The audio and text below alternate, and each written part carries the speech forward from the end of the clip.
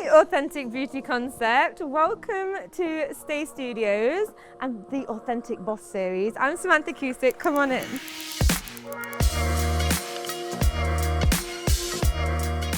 This is my co-working space for hairdressers and creatives. It is the latest salon that I opened. It's been open 2 years and I'm going to show you around. So let's start over at reception. We wanted the reception area to feel less like a salon and more like a boutique hotel and a bit more of a community vibe. So we teamed it with Stā Caffeinated, that is run by the lovely Elle, which is our in-house coffee shop, but it doubles up as reception so people can get together, have coffee, sit and chill, take them over to their stations. And it's right next to our colour bar, which is where all of the freelancers that work at Stā Studios can mix up their colours and, confer with each other and have that really team connectivity that's often missing in freelance spaces, which is something that we was really passionate about when we opened Stā, that it should be more of a freelance community and for creatives to bounce off each other. So let me take you through to the main salon area. Our main salon area was something that we wanted to keep very open. I think for me what makes this really different to most salons is the fact that it's modular and that we can open it up and that everything can be completely customized. So we can have a few different stations out, we can have no stations, we can put a stage at the end. The lighting was really important as well. We wanted it to really have no shadows, because when you're a colorist, one thing that's so annoying is when the hair color looks a million different colors to what it actually is, So that is what really makes this stand out. And also our backwash area is everything. Let me show you. Welcome to what was my guilty pleasure part of this build. I've got other salons as well and they're a lot busier, and the backwash experience for me, for clients, should be something that's really anticipated and really look forward to. So we wanted to isolate it and make sure that it had that separation from the main salon area, somewhere that felt a lot more tranquil, a lot more relaxed, and also had masses of space. So this is probably my favorite part of the salon. I'm going to take you now to one of the 2 private studios. Now, this is something that I really wanted. I wanted the space to be really inclusive so we can cater to people that, need that little bit of extra privacy, whether, it's women that are wearing hijabs, people that maybe are suffering from things that make them a bit self-conscious.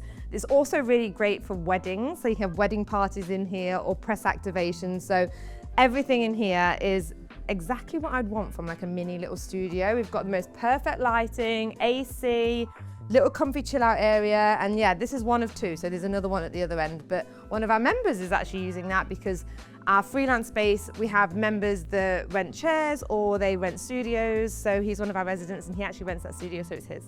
Right, I'm going to show you one of the coolest things about the studio now. It's something that I was really passionate about having in here. I didn't want that, when you have a salon and you get all these old school ways of doing advertising with printing or vinyls. For me, I wanted it to feel a much more fresher, more modern, more customizable. So we did our beacon, which gives me New York City, Times Square vibes, but it's totally adaptable and we can put whatever we want on it. Usually what we have when we're working with brands and different things is that on, but it also means that any content that's made by the freelance community, clients, we can put it straight up on the beacon as well. So it's like a live scrolling, community board almost. So anything that's going on, we can put on there. Now let me take you upstairs, which is our community hub for all of our freelance community. It's one of my favorite places in the salon. So, up the spiral stairs. So when you land at the top of the mezzanine, and this was something that we actually put in when we built, I think it's 36 tons of steel, which is crazy.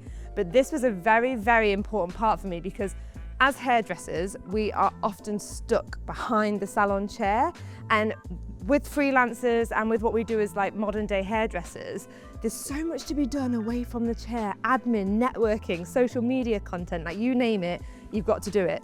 So for me at Stā Studios, it was very, very important that we have a place where the freelance community can come, they can network, they can meet, they can sit, have lunch just in a nice spot. I cannot not tell you about our bookcase. Now, this is something that I'm really proud of because I actually designed it. I'd Pinterested all of the images that I want and I couldn't find anything. So our joiner, when we was building Stā Studios, actually made what I drew, and I use it just to keep all little trinkets and inspiration books, but also to house some of my trophies that I may have won this year, which is very cool. But let me take you onto our meeting room now as well. This is actually like my unofficial head office for now. But again, when there's education events and when brands want to do like a showcase or anything like that, we can actually use this room. It's really cool because you get a whole view of like reception, the coffee bar, and like all of the salon as well. One thing that I should mention about Stā is that we have a whole initiative called Stā Sustainable, and everything you'll see from the furniture in the salons, this is all upscale G-plan furniture that I actually found on Facebook Marketplace, had it all redone, re-upholstered. Every wood choice that we have is walnut, which is one of the most sustainable. Everything from the lighting to the water to the heating to the aircon, like we actually won Sustainable Salon for 2 years running at 2 different awards. So that is something that I'm very proud of, and I wish I could take you today, but on the roof of the whole building we actually have our own beehives which make honey, and we use it in our coffee shop. It's called Stā Buzzing, obviously. So yeah, let me take you now to the podcast studio. I swear we're almost at the end of the tour, but there's just a lot going on because, like I said, this is completely my guilty pleasure project on the side of my other salons, and I really wanted to launch a podcast. And this is actually where I filmed my podcast, The Silly Little Girls Club. And it was really important to me when we designed the space that we kind of always linked everything back to hairdressing, because that is who I am and it's what this space is fundamentally about, and that community. So these huge windows that look down onto the main salon floor just connect everything back in, and it gives me that like Good Morning America vibe, which I am so here for. Anyway, let's get out my studio. When I was actually designing Stā Studios and I wanted to launch Stā Studios, it was very important to me that this be a space for creatives to thrive, a space for like what the hair industry actually needs now. Like as hairdressers, we have to be so much more. We have to be our own marketing team, our own accountants, our own PR half the time.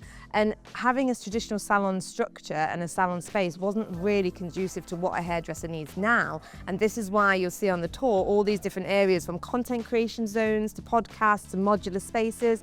It's just about really bringing the community of hairdressers to a place where they can actually thrive. I think what is very cool about Stā Studios is from our very rooftop where we have our bees to the very floor that we're stood on, which is again an LVT floor that is completely sustainable. It has all those little details that you might mistake for not being there, but it perfectly pairs sustainability with luxury, which was one of the main objectives for Stā Studios. Fundamentally, Stā Studios came about because when I was working for other salons, I didn't have a choice at the time but to go it alone and open my own salons, which was Samantha Cusick London.